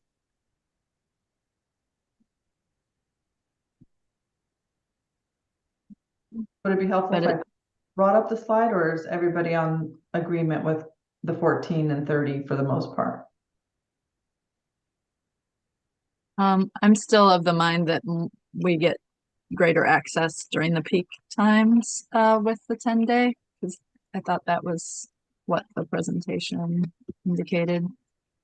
But I am sympathetic.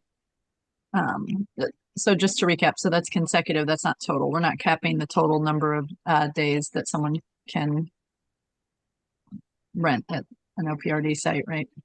Yeah, just the 14 nights in a 30-night span. So every calendar month, basically, 14 nights is the cap. And that could be people who are utilizing the campground more for living. Because I think people who may use the campground as a place to live, if you don't have that 14 in a 30 night, then folks will just leave for one day and come back for another 14 nights. And they would be in the campground for 28 days. And then that prevents other campers from coming in and recreating. That makes sense.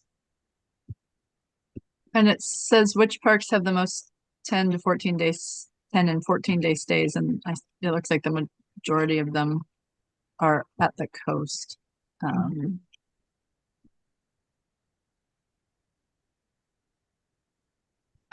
ambivalent a little bit. I mean, it sounds like two of our other panelists. Scott, do you have? Tim, Scott, what are your thoughts? I'm not sure. I could easily go both either way. I do know how the struggle, to get to a park can be. It's a long job, possibly a lot of prep. So being able to stay a full 2 weeks is amazing. Cutting it off and having more people possibly rotate through is also nice. I do the 30-day span, I think is good, but on the 14 versus 10, I'm either way. And should we consider it just during like 10 days only from May to September? And then after that, make it 14, or does that contradict someone's, who wants to save their vacation time so they can camp in the summer for that 2-week block of time? Yeah, I also think it makes it really complicated for staff, especially on that window where they might overlap. I started on the, and I have this overlap time. Yep. I was camping here April 25th or whatever. Exactly. Yeah, that might complicate things. I'm trying to figure out. Oh, go ahead. Sorry, go. I'm just okay with it either way. Okay. I'm wondering if there's ever an opportunity to pilot something in one of the parks that seems to be under pressure and actually understand if the notion that Kim put forth is what happens, and the rest, 2 days of rest for the campsite happen, or if they're kind of continuously booked, but there's an assumption that it'll increase access by 5%. But is that what really happens? So it seems like there could be the potential for a pilot here, and using one of the busy areas would be I think the place to do it. I know there'd be a lot of complications there, but data. Then we get the data. Yeah. And that could help support a change if it's needed. Okay, so it sounds like we're in agreement to kind of leave it at 14 nights in a 30-night span, and then hiker biker down to 2 nights in a 7-night period. I have a question. Yes.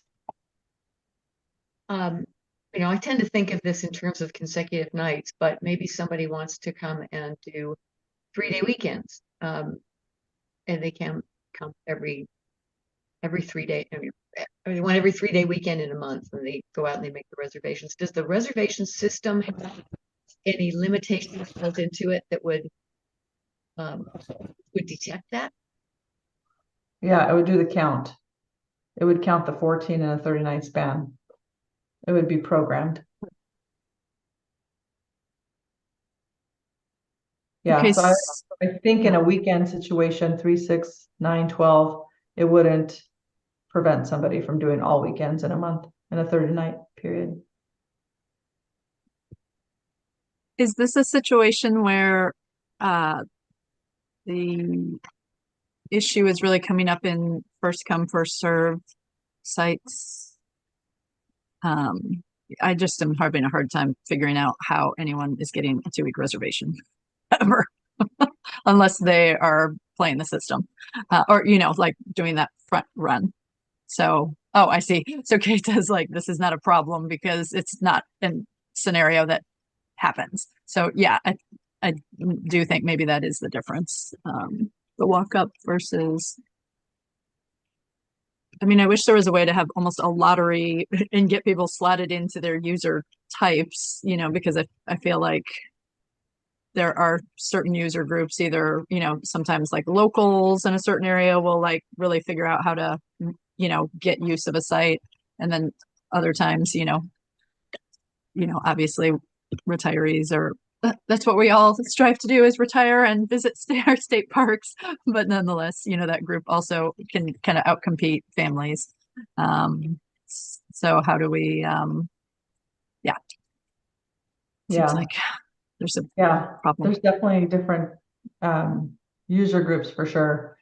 And I think this is just trying to promote that equitable aspect of it by saying, okay, 2 weeks in a 30-night period.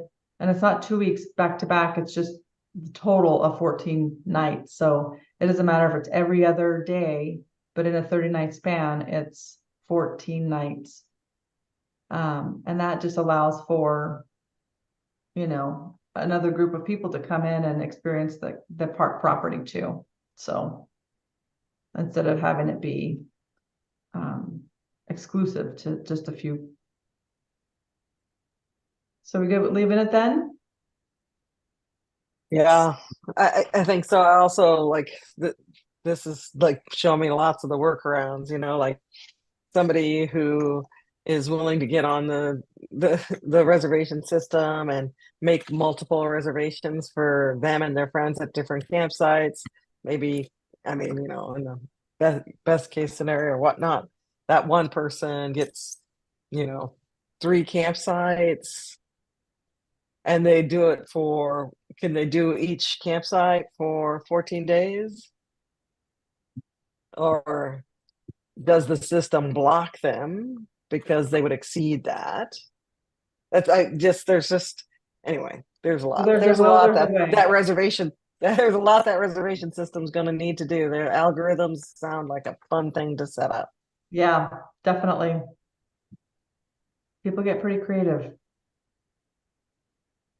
Well, it does, I mean, make me wonder if there isn't some limitation that needs to happen with the total number of reservations that someone is reserving, right as the reservation window opens, because that is where those are the only people that are able to get 2-week windows at high competition sites. They can go in and they can, if you have an availability on a certain date, then you can make that reservation for 2 weeks, even though those other days aren't available, I believe, if I'm remembering this system correctly. And so if those individuals can make, you know, more than 2, you know, many reservations, then yeah, that's one way to game the system.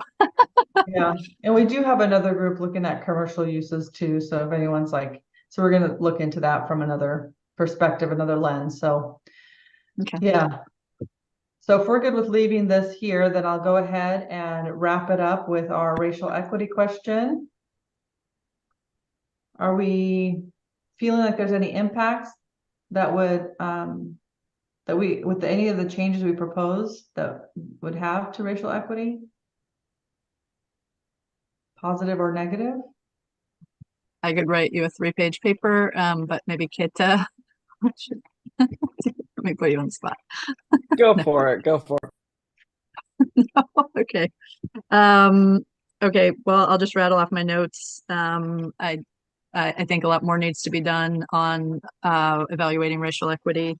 I think engaging diversity of groups to get their opinion about racial equity would be one approach. And so that would be community-based organizations that are trusted and by the user group and who are paid for their time to pose the question. Language access for public outreach on the process, and then language access for the final rules. Transparency and how to use parks, as we've talked about a number of times, as well as park manager, racial equity training and practice. So the idea that racism and bias in general is not a having your tonsils removed sort of thing. It is a brushing your teeth sort of thing. We live in a bias soup that is all of the information we take in. So all of our experiences inform our bias. So stop.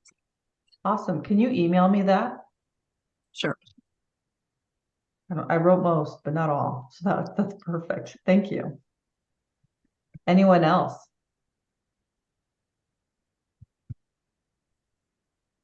Did you get all that out in less than a minute? I did write some stuff down first. You did really good. You did really That's well. pretty impressive. Yeah. I think my one, and I don't have this written down, but but this is being recorded. I really have appreciated this process and really appreciated the different voices and perspectives that have been shared. I kind of observed that we lost some representation, in some of our sessions that might have added some more perspective. I appreciate being in this it's so funny to say that I'm on a rules group, anyway, I like rules if they make sense. I think there's always a lot to consider, and I think that there are a couple of places where all of this meets the rubber meets the road. The system and how accessible this new reservation system is going to be, and how we can boil a lot of words down to some simple, accessible, like, hey, here's the deal. And I don't think that that's always there. It's not there for me. I had a group of people at Silver Falls, all people of color, and but we were at the whatever the Silver Falls Retreat Center is called now, Smith Creek Village.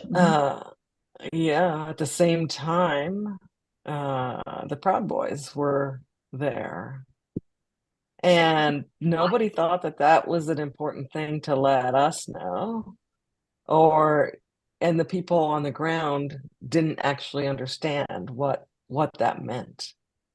And I was able to call people because I knew who to call. I was able to call people only because I knew who to call, because the retreat center people were just saying how the Proud Boys were behaving. They had their manners. So what that reflects is that any of this culture shift has to begin with each of us.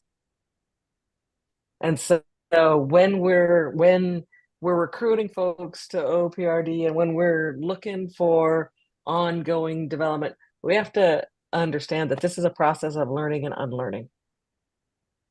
This is a process of healing. This is a process that has to be rooted in compassion, which we define as radical love. And we will have a lot of places to practice that.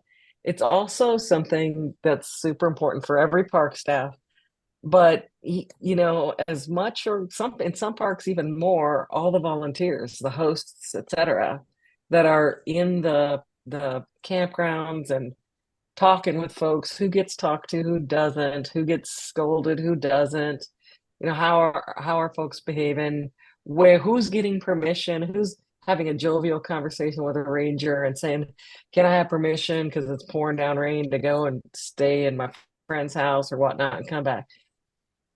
All of those things, all of the behaviors that are present when folks come into the park are what's going to enable every one of these things where, except as park manager permits, that's the only thing that's going to make that work. And that means that park manager needs to really have their analysis strong across equity and understand that sometimes there is static between campsites because a group of people of color might be next to a group of people who are bigoted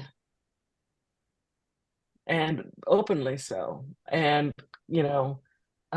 behave nicely with the park ranger but not nicely with their neighbors. But I think the biggest thing about rules just in general is how easy are they going to be to understand? Mm-hmm. I don't have an answer to the reservation system. I wish I did, because every time I hop on, I'm like, well, I'm going to be boondocking, or I'm going to, so I've stayed much less at state parks than I used to. And when I go, every Indigenous, Black, and person of color does this. Wherever we go, camping or in the backcountry, we're like, we see each other. And how many times I've been somewhere and we've been the only person of color there. We're missing something. And I think a lot of that is about the culture and about the accessibility. And I'm over, so I'm going to pause. I think there's a lot more work to do, but I think it's something that OPRD has to continue to invest in. The work you did, Helena, to get the group of folks that you got together. I'm only here because of how you expressed your commitment to this. And so I'm deeply grateful, and I've learned a lot. I appreciate you all. Thank you. Thank you. And I'll never be a grammarian, Kim. I think that might have been where I was laughing. I'm like, oh, no. Well, but I appreciate the lens that you bring to this that is, totally outside of my area of experience. So I'm glad you're here.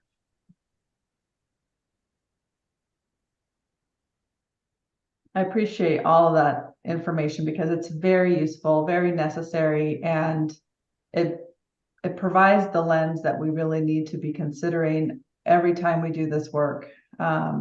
It's recreation for everyone, and we need to make sure that everyone has access. And so removing barriers that exist or like we don't know exist, right? So we have to be completely open-minded and come in with that curiosity and knowledge and invite people with lived experience to be a part of the conversation, because that's where you see the change happen. So I appreciate the perspective that was provided.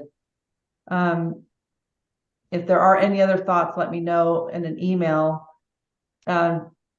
Fiscal and economic impact, I will email this to you all. And if you could just respond, just in looking at the time, I want to make sure I'm respectful that I don't keep you over too long. But any fiscal or economic impact that the changes or proposed changes that we have made would have on these entities.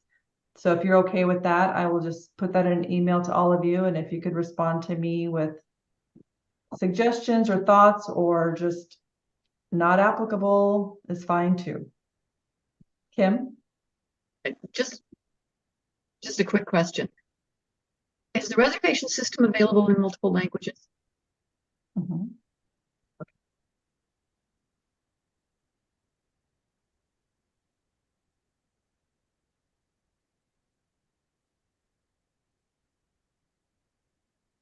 Thanks for including us. This has been really very interesting and fun.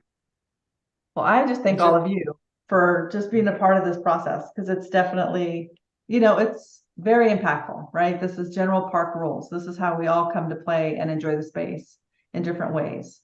And just your different perspectives, your backgrounds, your experience, who you are, who you share space with.